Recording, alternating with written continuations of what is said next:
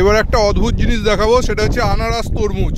আনারস তরমুজ, শুধু কালারটা দেখুন, তরমুজের ভিতরে কালারটা দেখুন, এই দেখুন একদম পুরো আনারসের মতন দেখতে পেয়েছেন। তরমুজ কিন্তু আনারসের মতন দেখতে, এটাকেই আনারস তরমুজ বলছে। এটা এখানকার বৈশিষ্ট্য, এটা হচ্ছে আমাদের হুগলি গোঘাট, এখানকার বৈশিষ্ট্য এই আনারস তরমুজ। দেখুন এটা অসাধারণ জিনিস, এই জিনিসটা এখনো পর্যন্ত আমি দেখিনি, আপনারা হয়তো কেউ দেখলেও দেখতে পারেন, কিন্তু আমি দেখিনি।